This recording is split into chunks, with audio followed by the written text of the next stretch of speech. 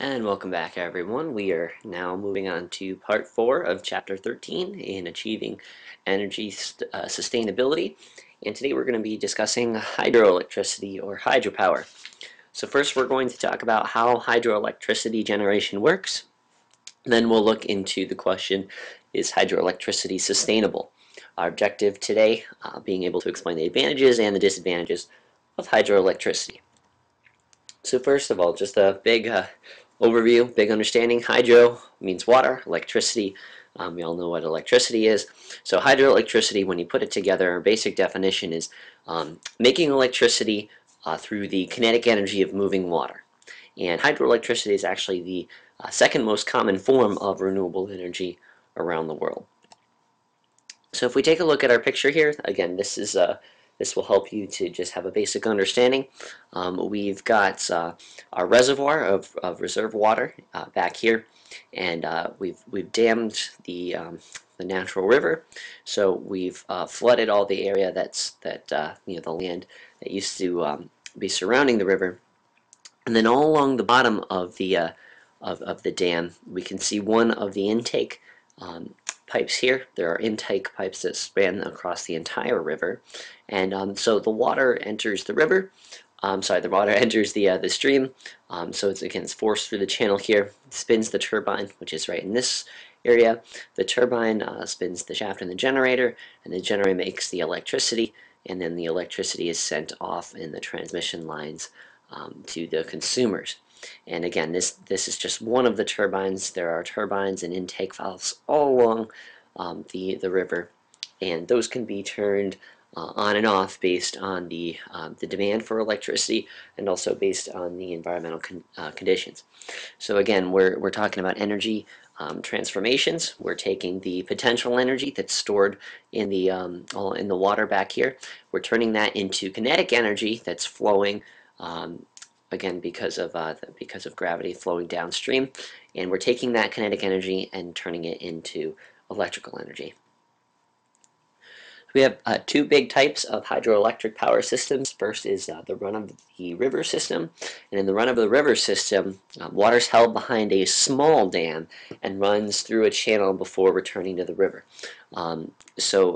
Big idea here is that water is not stored behind the run-of-the-river systems. And there are a couple of advantages. Those advantages are that because the water is not stored, there's reduced flooding upstream, and seasonal changes in river flow are not disrupted.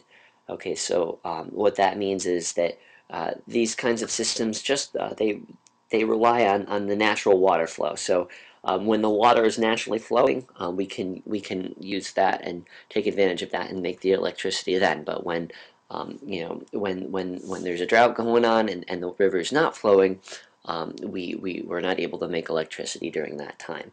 And again, that's one of the disadvantages here, that the electricity generation is sporadic, it's intermittent. So in the spring, you're going to have a heavy melting from the snow, so you'll be able to generate the electricity at that point. But in the hot, dry summer, when there's little water flow, you're not going to be able to generate electricity through a run-of-the-river system. However, the other main system is a water impoundment. And in a water impoundment system, this is when water will be stored behind the dam. And then, just as we saw in the picture, we can open and close selective gates, and we can control the flow of water. So based on, again, the electricity demand, and then also environmental conditions, we can control how much water is flowing from the reservoir through the intake valves and making electricity. And this picture here, this again is a water impoundment system that we just saw. Just a couple of facts to know. Again, some of the AP questions that you might see. The largest dam in the U.S. Is the Grand Coulee Dam in Washington State, and the largest dam in the world. You might have been familiar with this from Chapter 9. It's the Three Gorges Dam on the Yangtze River in China. So again, just some facts to know. In the opening story, we also looked at tidal energy from the moon. And in tidal systems, we can take the movement of water from the gravitational pull and push of the moon, and we can harness that as energy. And so again, we did read a little bit about that in the chapter opening story, and there's a great example on Roosevelt Island in the New York City region. But the thing about tidal energy is that tidal energy is not going to be something that will supply most of our energy, okay? Because the conditions have to be just right in order to harness the tidal energy. It's certainly something to look at along the coastline. Um, there is minimal effect on the environment. It's might be able to generate electricity for a part of a town or a small town, but it's not something that we can look at as a viable strategy for for major electricity production. A quick picture of Grand Canyon National Recreation Area and Lake Powell. So again, this is on the Colorado River, and so one of the one of the other advantages of hydroelectric dams and what that make the reservoirs is the possibility of recreation. Again, this is an example of water impoundment. So the question becomes now, is hydroelectricity sustainable? We've got several advantages of hydroelectricity, and one of the main ones is that large quantities of electricity can be produced without fossil fuels, without air pollution, and without waste products. Okay, so contrary to burning fossil fuels, we're not emitting CO2, we're not emitting sulfur or nitrous oxides or particulate matter into the atmosphere. We're also not producing any nuclear waste or hazardous waste like is produced with nuclear power. So that's a huge advantage. It's also less expensive for the consumer. Hydroelectricity is relatively efficient. Almost all of that energy that is the kinetic energy that's flowing through the intake valves is able to be converted into electricity. And again, as we mentioned, there's opportunities for recreational purposes too.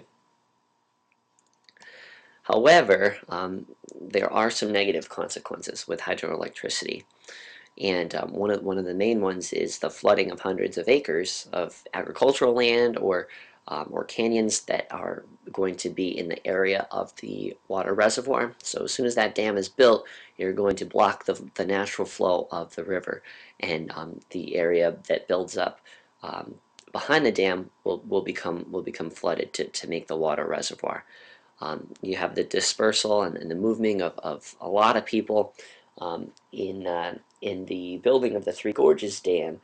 1.3 million people were dispersed, and it also submerged ancient cultural and archaeological sites and areas of farmland too. So very big negative consequence there. And when water is built up in that reservoir, it's going to be able to absorb and hold more heat than a natural river that's flowing. And if you've got more heat, the water temperature is going to be higher, then that's going to not allow as much oxygen to be dissolved into the water. So you're going to be disrupting the oxygen levels. Ecosystem disruption as well, which is pretty obvious. But being able to cite a couple of specific examples is going to be really important too. There's a species, the cottonwood tree. That cottonwood tree can't reproduce that cotton tree can't reproduce in the absence of sandbars. And when you make when you construct a big dam and you disrupt the river flow, sandbars are created during the period of low flow following flooding.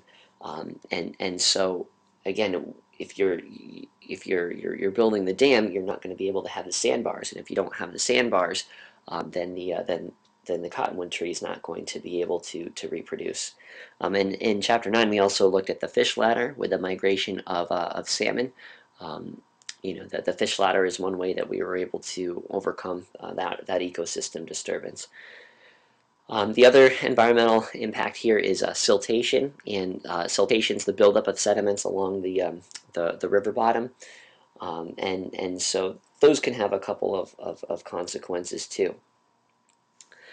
So again, we've got advantages, we've got disadvantages on these two slides with hydroelectricity.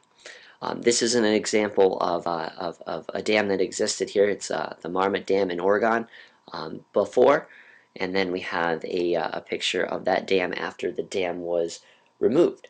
Okay, so returning the river back to its natural flowing state. That's about it for this chapter. Again, make sure that you're familiar with a little bit more of the details in this section. So make sure that you read through that the section. Your checkpoint questions: how can water be used as a renewable energy resource? What are the types of hydroelectricity generation systems? Be sure to not only identify but explain them. And what are the trade-offs associated with using hydroelectricity compared with biomass energy? So take some time now, answer the checkpoints. Again, I prefer them that you submit them in Edmodo. If not, be ready to turn them in on the due date. When you're finished with part 4, you can move on to part 5, which is all about solar power.